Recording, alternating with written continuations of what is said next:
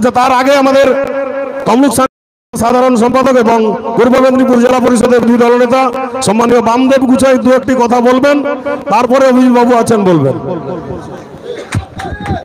সবাই মিলে একবার জোরে বলুন তো, ভারত মাতা কি, ভারত মাতা কি, জয় শ্রীরাম, জয় শ্রীরাম।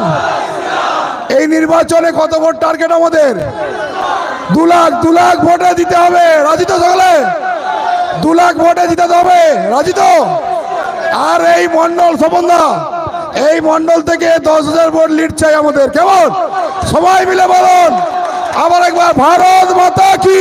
নমস্কার, আমি সুধন বোস, আপনারা দেখছেন WBN ইন্ডিয়া। অভিজিৎ গাঙ্গুলি তমলুক থেকে বিজেপির হয়ে দাঁড়িয়েছে, সেটা আপনারা জানেন। এবার তিনি সেই ভোট প্রচারে ময়দানে চলে এসছেন এবং তিনি বেশ কিছু বক্তব্য সেখানে রাখছেন। কি বক্তব্য? যে বক্তব্য জ্বালা দিচ্ছে, শাসক দলকে জ্বালিয়ে দেওয়ার মতন বক্তব্য তিনি রাখছেন। তার মনের জ্বালা এবং তিনি যেটা বলছেন সাধারণ মানুষের স্বার্থেই বলছেন, হয়তো বিজেপি দলের পাশে দাঁড়িয়ে বলছেন, কিন্তু তিনি যেটা বলছেন সেটা কিন্তু অনেক মানুষ সেটাই বলছে। তার সেই বক্তব্য আপনারা ভালো করে শুনুন, তো জ্বালা দিতে পারে শাসক দলকে, সেটা তার মুখ থেকেই শুনুন। আপনাদের সকলকে আন্তরিক শুভেচ্ছা ও প্রণাম জানিয়ে খুব গুরুত্বপূর্ণ কতগুলো কথা, যা না বললেই নয়, সেইগুলো বলতে হবে।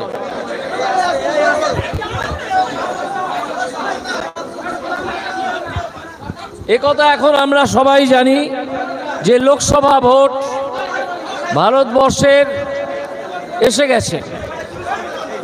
আর এই ভোটে একটা কাজ আমাদের সকলকে করতে হবে, সেটা হচ্ছে যে আপনারা জানেন গত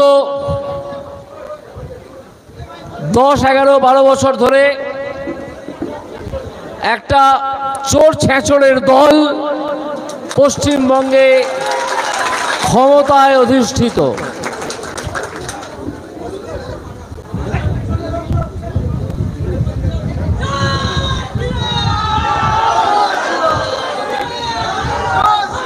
চোর ছেঁচড়ের একটা দল,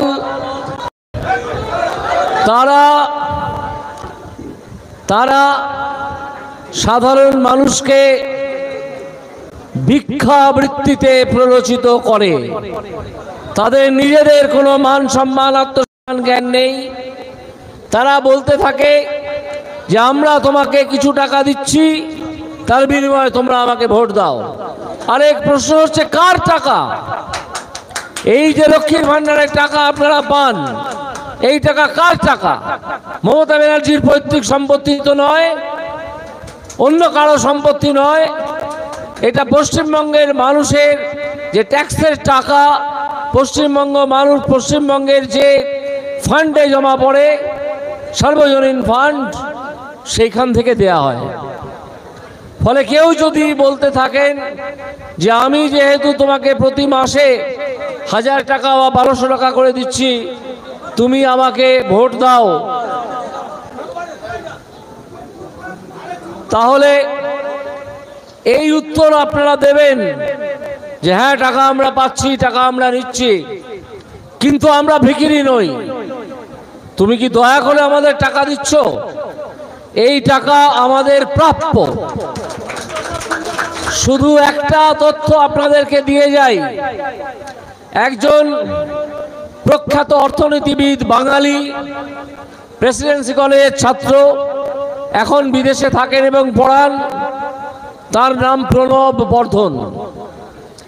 এই প্রণব বর্ধন বহুদিন আগে, অন্তত 10 বছর আগে, একটা প্রথা ভারতবর্ষে চালু করতে চেয়েছিলেন, প্রতিটা পরিবারের জন্য 7,500 টাকা। তখনকার দিনে প্রতিটা পরিবারের জন্য। এই যদি ব্রেন চাইল্ড কারো হয়ে থাকে, এই লক্ষ্মীর ভান্ডার যেখানে অতি অল্প টাকা দেয়া হয়, সেই ব্রেন চাইল্ড, সেই প্রণব বর্ধনের ব্রেন চাইল্ড মমতা ব্যানার্জির কোনো চামচার বা মমতা ব্যানার্জির ব্রেন চাইল্ড নয়। এটা আপনাদের জ্ঞাতার্থে আমি জানিয়ে রাখলাম। আপনারা সবাই মোবাইল ইউজ করেন, গিয়ে শুধু প্রণব বর্ধন ক্লিক করবেন, গুগলে গিয়ে সার্চ করবেন, ইউনিভার্সাল ইনকাম সার্চ করবেন, দেখবেন 7,500 টাকা প্রতিটা ফ্যামিলির জন্য তিনি বহুদিন ধরে বলে আসছেন। আজ তিনি অশীতিপর বৃদ্ধ, বাইরে থাকেন, কখনো কখনো ভারতবর্ষে আসেন। বাঙালি, প্রেসিডেন্সি কলেজের ছাত্র। এই যে আইডিয়া, এই আইডিয়াটা চুরি করে মাত্র 1200 টাকা বা 1000 টাকা দেওয়ার অঙ্গীকার করে এই চোর ছেচরের সরকার তৃণমূল, যেন এটা ঘুষ দিচ্ছে। আপনাকে ঘুষ দিলাম, প্রতি মাসে এত টাকা করে দিয়ে যাব, আর আপনারা বারে বারে আমাকে ভোট দিয়ে কোটি কোটি টাকা চুরির ব্যবস্থা করে দেবেন। আপনারা জানেন যে এই সরকারের খাদ্যমন্ত্রী এখনো পর্যন্ত যা আংশিক হিসেব পাওয়া গেছে 15,000 কোটি টাকা চুরি করেছেন। 15,000 কোটি। আমি তো অন্তত আজ পর্যন্ত একসঙ্গে 48 লক্ষ টাকা দেখিনি, চোখে দেখিনি, কেমন দেখতে হয়। কিন্তু যে শিক্ষামন্ত্রী ছিলেন পার্থ চট্টোপাধ্যায়, তার বান্ধবীর বাড়ি থেকে 48 কোটি টাকা পাওয়া গিয়েছে। 15 কেজি সোনার গয়না পাওয়া গিয়েছে। এই টাকার দাবিদার কেউ নেই। অবস্থাটা বুঝুন, 48 কোটি টাকা, 15 কেজি গয়না, সোনার গয়না। যার যে বান্ধবীর বাড়ি থেকে পাওয়া গেছে তিনি এদিকে জানিয়ে দিয়েছেন যে এই টাকা আমার নয়, এই টাকা পার্থবাবুর টাকা। আর পার্থবাবু বলেছেন যে এই টাকা আমার নয়। তাহলে টাকাটা কোত্থেকে এলো? এই ধরনের মোট 3,000 কোটি টাকা ইডি পশ্চিমবঙ্গ থেকে উদ্ধার করেছে, যে টাকাটা আমার আপনার টাকা চুরি করে অন্য জায়গায় রাখা ছিল। তাই সেদিন নরেন্দ্র মোদীজি একটা টেলিফোন বার্তায় আমাদের কৃষ্ণনগরের প্রার্থীকে জানিয়েছেন যে আমি আইনি পরামর্শ নিচ্ছি, এই টাকা পশ্চিমবঙ্গের দরিদ্র মানুষ যাদেরকে বঞ্চিত করে এই টাকা সরিয়ে রাখা হয়েছিল তাদের কাছে ফেরত দিয়ে দেওয়া যায় কিনা আমি দেখছি। আমি একজন প্রাক্তন হাইকোর্টের বিচারপতি হিসেবে একটা সাক্ষাৎকারে, টিভি সাক্ষাৎকারে, যেটা 2-3 দিন আগে প্রচারিত হয়েছে, পরিষ্কার জানিয়েছি যে এটা করা সম্ভব, এটা করা যায়।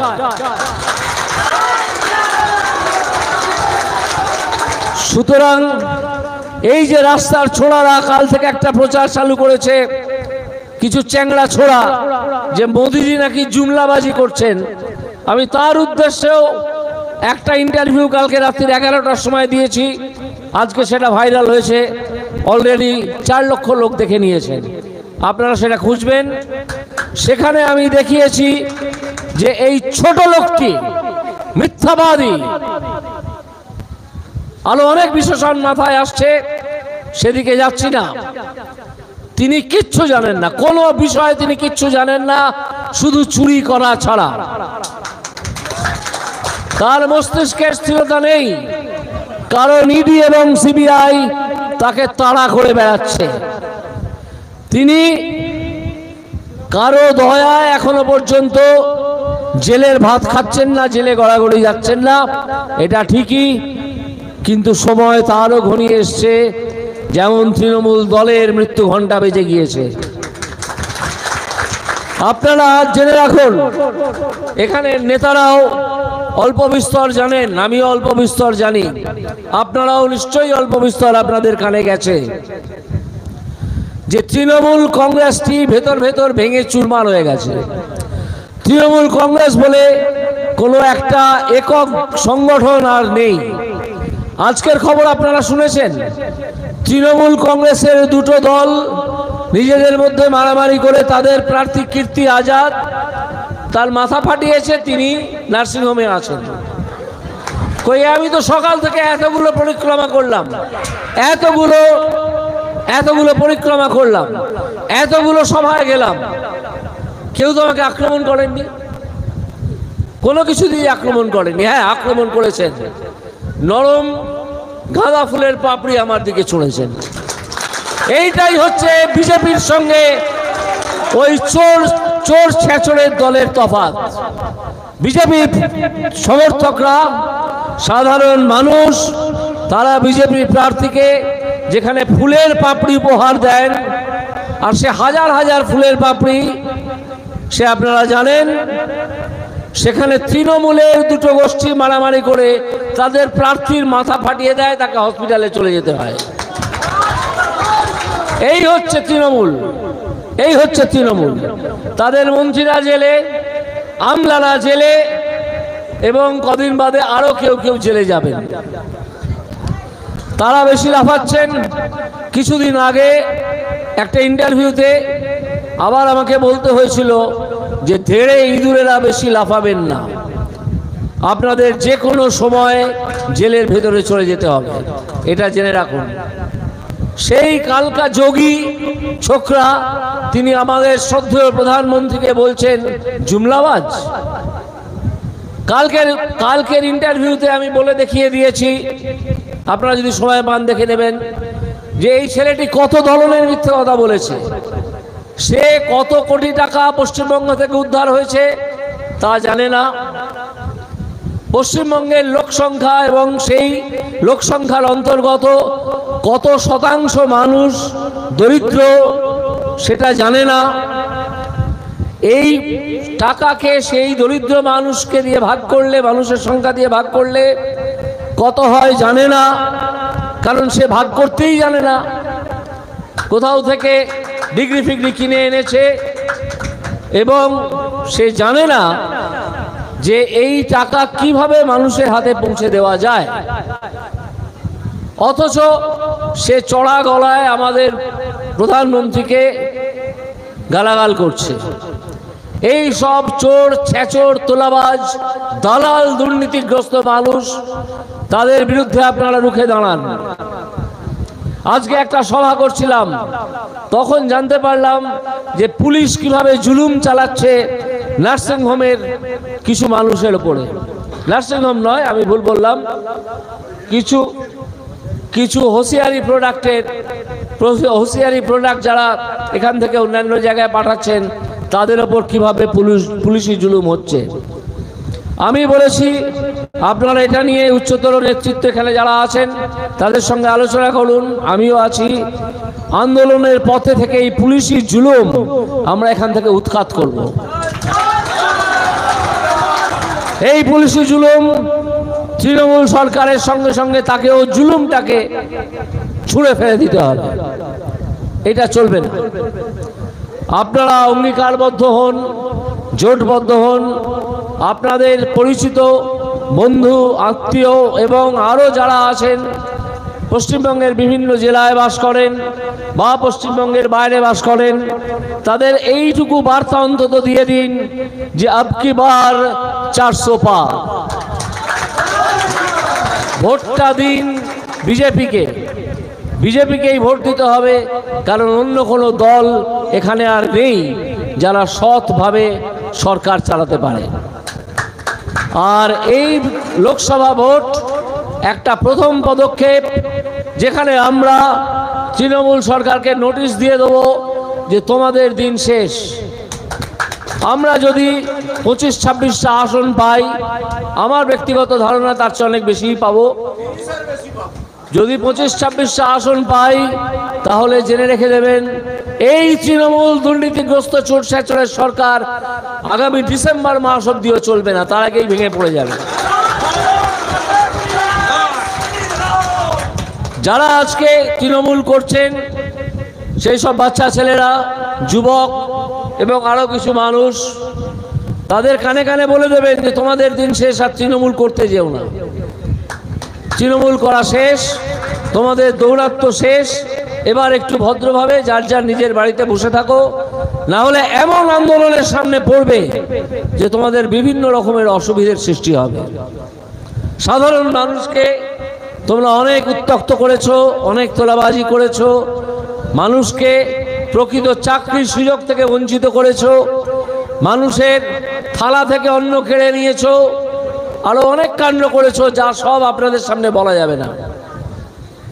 কারণ মূলত আমি দেখছি এখানে মহিলারা বসে আছেন, সকাল থেকেই দেখছি যে বহু মহিলা যেভাবে বিজেপির এই মিটিংগুলোতে উপস্থিত হচ্ছেন, তাতে আমার তো মাথা নত করতে হইতে ইচ্ছে করছে এবং কবি করছি আপনাদের পায়ের কাছে, যে এই মহিলা শক্তি ছাড়া, এই মহিলা শক্তি এবং এই গৃহস্থ শক্তি ছাড়া এই দুর্বৃত্তদের হাঁটানো যাবে না।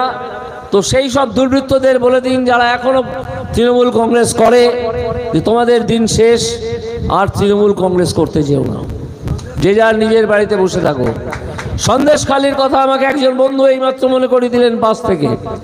আর নতুন করে কিছু বলার আছে সন্দেশখালি সম্বন্ধে? কিভাবে রাত্রি 12টায় পিঠে খেতে ইচ্ছে হয় কিছু গুন্ডা বদমাশের, এবং তার জন্যে গৃহস্থ বাড়ির সদস্যদের ডেকে নিয়ে যাওয়া হয়। আমার নিজেরই বলতে লজ্জা করছে, আপনাদের সামনে আমি কি বলি। যাই হোক, খানিকটা হ্যাঁ ছোট শাহজাহান তৈরি হয়েছে, চলে এসছে। আর একজন কেষ্ট, তিনি আজকে তিহার জেলে গড়াগড়ি খাচ্ছেন। যাই হোক, আমার বক্তব্য আর দীর্ঘায়িত করব না। আমি যেটুকু আপনাদের সামনে তুলে ধরতে চেয়েছিলাম সেইটুকু তুলে ধরলাম। এইটুকু বিশ্বাস করতে শুরু করুন যে তৃণমূল বলে কোনো বস্তু আর অবশিষ্ট থাকছে না। আপনারা শুধু বিজেপিকে জেতান, বিজেপিকে 25-এর অধিক আসন দিন। এই তৃণমূলের হাত থেকে আমাদের বরাবরের জন্যে, আমাদের জীবনের জন্য আমরা মুক্তি পেয়ে যাব। আমার প্রণাম আপনারা গ্রহণ করুন, এই বলে আমি আমার বক্তব্য শেষ করছি। শুনলেন অভিজিৎ গাঙ্গুলি, আজকে তিনি কতটা নেতা হয়ে উঠেছেন, যে বক্তব্য তিনি রাখছেন আজকে সম্পূর্ণ একজন জননেতার মতনই কথা বলছেন। এতদিন তিনি এই দুর্নীতিটাকে বিচারপতি হিসেবে এত কাছ থেকে দেখেছেন, সেইখানে তো তিনি এইভাবে কথা বলতে পারছিলেন না। আজকে মুক্ত আকাশের নিচে তিনি সেই প্রতিবাদ, তিনি এই বক্তব্য রাখছেন। তার বিরোধিতা কিন্তু আমরা যা দেখতে পাচ্ছি বক্তব্যের মাধ্যমে, সেটা কিন্তু খালি এই শাসক দলের বিরুদ্ধেই। তিনি কিন্তু সম্পূর্ণভাবে বিরক্তিটা বা তার যে ক্ষোভ, তার আন্দোলন সবকিছু এই বর্তমান শাসক দলের বিরুদ্ধেই আছে। এটা এর আগে শুভেন্দু অধিকারী বলছিল নো ভোট টু মমতা, এখানে অনেকটা অভিজিৎ গাঙ্গুলির বক্তব্যেও কিন্তু সেটাই এসছে, নো ভোট টু তৃণমূল। সেটাই আমরা দেখতে পাচ্ছি ওনার বক্তব্যে। নাম না করে অভিষেক বন্দ্যোপাধ্যায়কে কিন্তু মানে অবশ্যই ছোট্ট ছেলে, তিনি কিছু জানেন না সেটা বলেছেন। কারণ আমরা দেখেছি যে অভিষেক বন্দ্যোপাধ্যায় জনপ্রতি 21 টাকার হিসেব দিয়েছিলেন, সেই হিসেবটাই নস্যাৎ করেছেন। তার কারণ যে সারা দেশের 140 কোটি ধরে ওই হিসেব করেছিলেন, ফলে ওই হিসেব 21 টাকা এসেছিল। কিন্তু প্রধানমন্ত্রী হয়তো বলতে চেয়েছেন বা অভিজিৎ গাঙ্গুলি যেটা বলছেন সেটা হচ্ছে পশ্চিমবঙ্গের 10 কোটির মধ্যে দরিদ্র মানুষ যারা, তাদের মধ্যে ভাগ করবার কথা।